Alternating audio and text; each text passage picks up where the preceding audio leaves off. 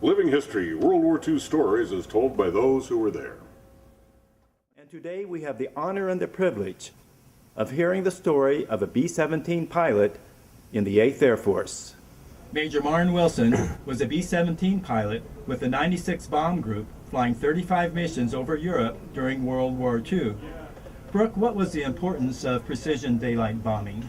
Dave, precision daylight bombing was vital to the war effort over Europe.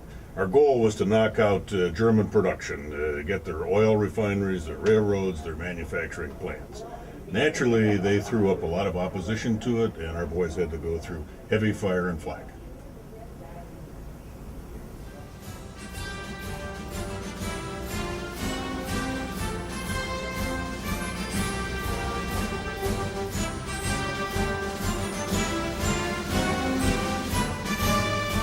The war in Europe was beginning to get started, and we knew that eventually we were going to be in it.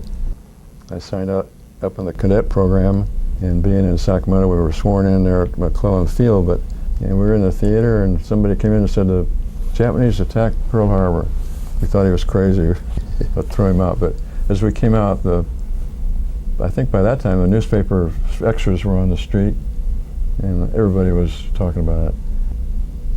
And then we had advanced training. I graduated from flying school. That would have been 1942. At one point, the Air Force was trying to build up the 8th Air Force. They were looking for pilots with some experience out in the field and sent us to B-17s. At that point, we weren't too happy. We still thought we were fighter pilots.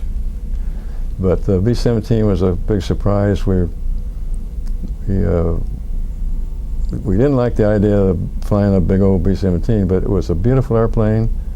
We were all amazed at how well it did fly, and I think we fell in love with the B-17.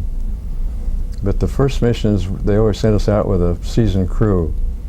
So the first mission I flew was a target in France, a fairly short run. But in those days, the Luftwaffe was pretty powerful. We were taking a lot of losses. And I'm sitting in a co-pilot seat. I'm doing my job as a co-pilot, but I'd never been shot at before. And I'm sitting there, and of course this crew had been on, I don't know how many missions, but they were a pretty seasoned crew. So we're going into the target, and the ME-109s were after us, and they were good. That was one of the Abbeville boys, that yellow noses. Mm-hmm. And the crews they were calling out fighters, and the guy was shooting, and I'm sitting there. I don't have a gun to shoot. My job is to call out fighters. Well, I'm doing it, but I don't know much more than that.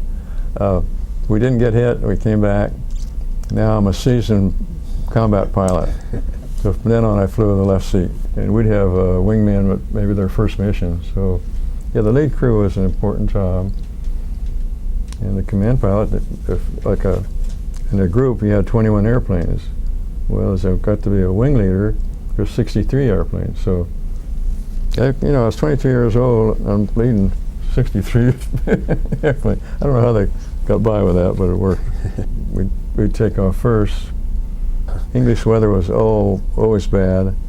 Takeoffs were usually in the dark, fog, rain, you name it, we had it.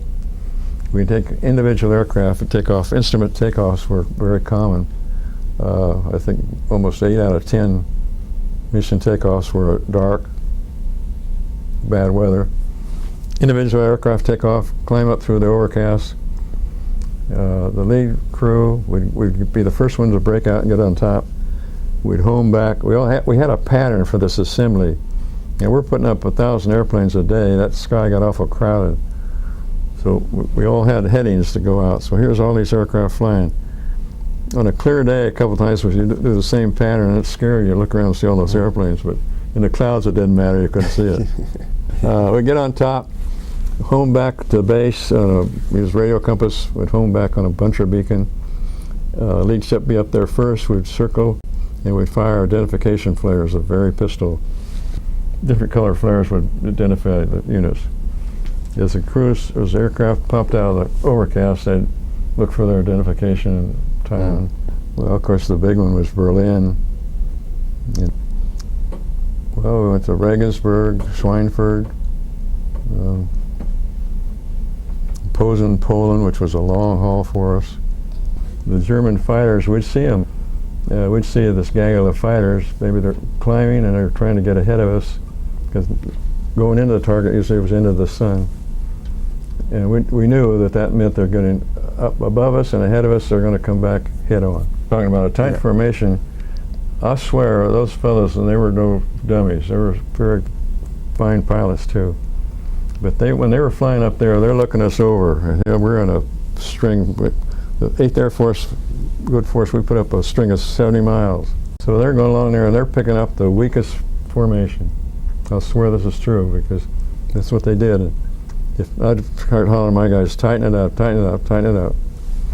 And sometimes they'd go by us, they'd go for the outfit behind us, or maybe they hit one ahead of us. If they went after the group ahead of us, it was a good show for us. And by the time we got there, there'd be parachutes all over the sky. We were a new crew. It was our 3rd mission. New crews got the oldest airplanes and got the worst position in the formation. They were transitioning from the F models to the Gs. Naturally, we got an F model. Old airplane, didn't have a chin turret, didn't have a few other things that the G model had, and our position in the formation was the diamond in the top squadron of the top group. So here's a wing formation, 63 airplanes. The way we stacked, we were sitting up here by ourselves. So when the Focke-Wulf 90s, we knew they were going to come. They come in at 11 o'clock high, and naturally the leader picks me because I'm sitting up there on top. But anyway, this leader, he was an excellent pilot. He picked me. And when I looked up there, he had me called perfect deflection shot. You all know what that is, the deflection shot we fly into. When I looked up there, I knew that we were going to be shot down. His bullets were going to go right through us. The only way to spoil a deflection shot was to pull into him, spoil that deflection shot, which I did at that point. I figured we were dead men. But I did haul the 017 up, and he was firing, and I looked, when I pulled up, I was nose to nose. I was looking down the barrel of his guns, and they were all yellow flashes. The guy didn't want to die. He saw what I did. He popped his stick and slid under us. We never saw him again. But the 017 and violent maneuver, we were on our way to target, so we had full load, and we stalled out and went into a spin.